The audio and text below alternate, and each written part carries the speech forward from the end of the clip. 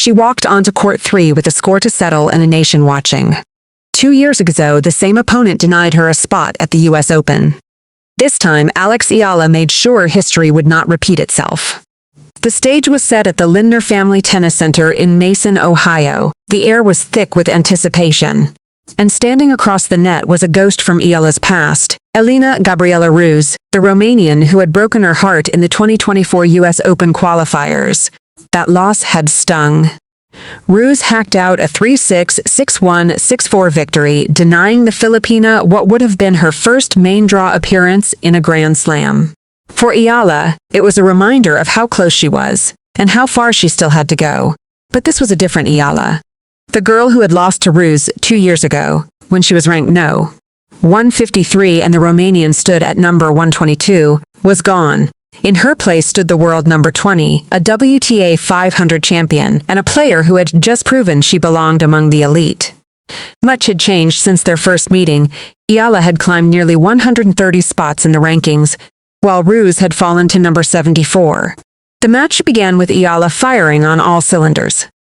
She had received a first-round bye as the number 17 seed, the highest seeding of her career, at a WTA 1000 event, giving her precious time to recover from the grueling Toronto run.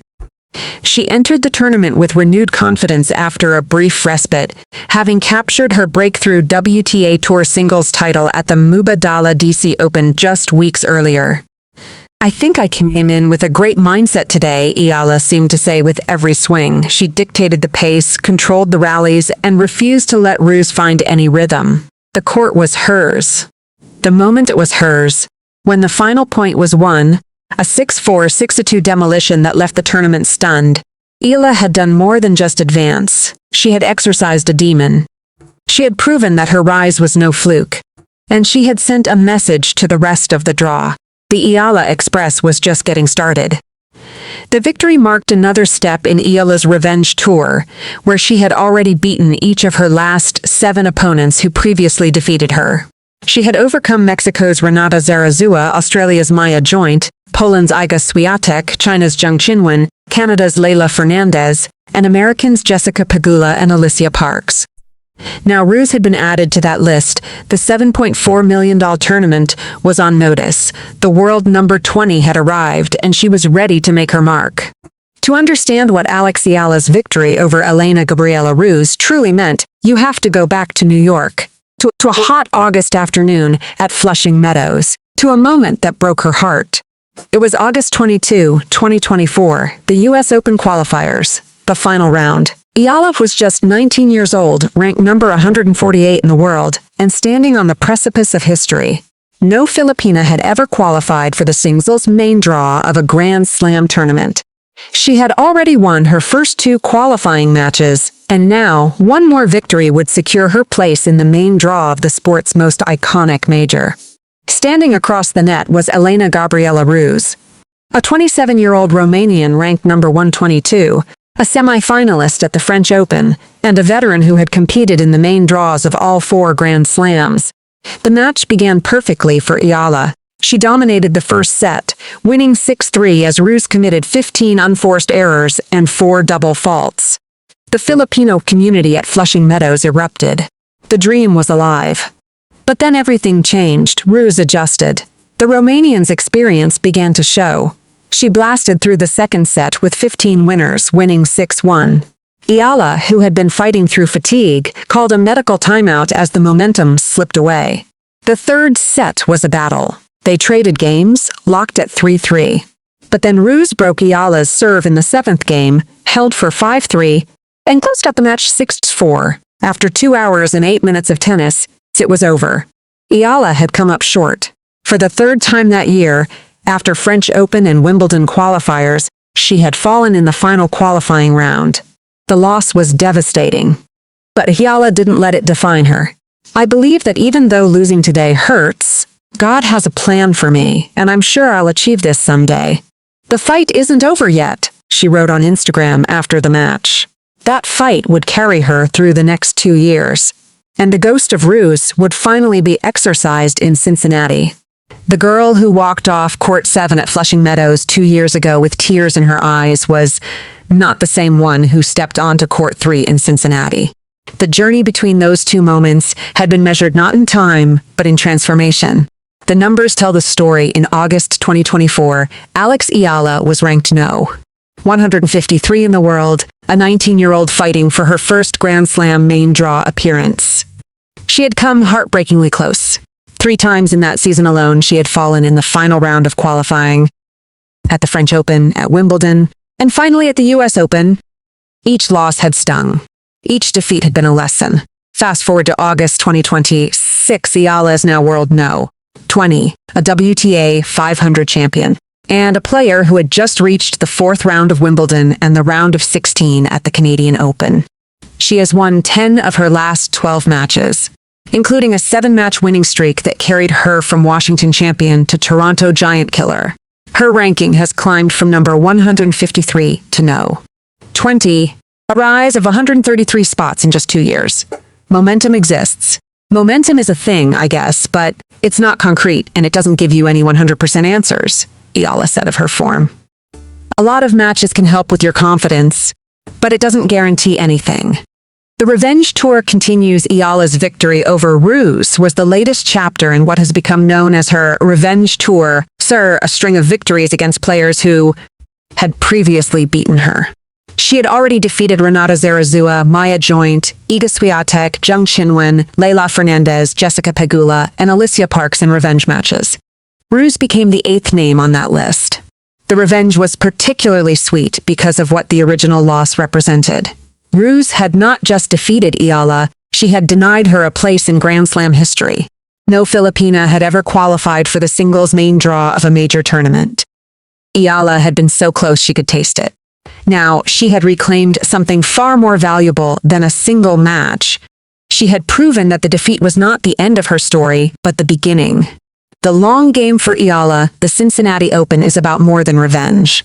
The WTA 1000 event serves as her final major tune-up before the US Open, which begins on August 30 in Flushing Meadows, Queens. Every match is an opportunity to build momentum, refine her game, and prepare for the biggest stage in tennis. Former world no. Greg Rusedski, analyzing Eala's Cincinnati draw on his podcast, had backed the Filipina to handle the challenge. Why should she care whether she's playing Anisimova or whoever's in the section? Rusedski said. Look at the people she beat to win Washington. It was world-class players from start to finish. Then she goes to Toronto running on fumes and emotions and still wins a couple of matches as well. So, I'm not worried about it. She competes, she fights, she's so mentally tough that it doesn't matter who's in her way. You've got to play great tennis to beat her. And I see her only going one direction, and that's up. The endorsement from a former world number 4 was a sign of the respect Eala had earned. But for the Filipina sensation, the goal remained the same. Take it one match at a time, keep fighting, and never forget how far she had come. The victory over Elena-Gabriela Ruse was not just a personal triumph. It was a testament to a phenomenon that has followed Eala across North America. A community so devoted that they are willing to cross borders and rearrange their lives just to watch her play. In Cincinnati, the pattern that had stunned tournament directors in Washington and Toronto repeated itself. Filipino fans who had packed Sozi Stadium in Toronto and turned the National Bank Open into a celebration of pride had made the 8-hour drive to Ohio. Others had planned their college reunions around her matches, coordinating travel from across the United States to gather in Cincinnati. Of course, each city and crowd bring different energy. But when you're on the court and you know what you have to do, nothing changes much, Eala said, acknowledging the support that has become a constant in her career. The phenomenon has become so significant that it has transformed the economics of the tournaments she plays.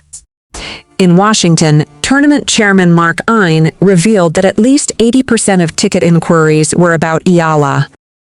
In Toronto, the demand was so overwhelming that officials moved her from a secondary court to center court, selling out the 10,000-plus seat stadium. Organizers also added chicken adobo and lumpia to the menu, a first in tournament history. The crowd that follows Eala is not just a fan base. It is a diaspora finding itself reflected on the world stage. From Dubai to Melbourne to Toronto to Cincinnati, Filipino communities have turned unfamiliar stadiums into virtual homelands. The chants, the flags, the energy, they are all reminders of a culture that spans the globe. It's an amazing experience. It's nice to see that the Filipino community is really showing up and enjoying tennis, Eala said. Hopefully, it will help grow the sport as well and, in the end, give them something new and joyful experience. Even her opponents have taken notice. Coco Gauff, who has played against Eala in front of these crowds, said, "I like that Alex brings a whole new demographic to the WTA Tour." After a match in Dubai, Gauff added, "I know you were mostly supporting Alex. But I have to say, it is great to be on a crowded court.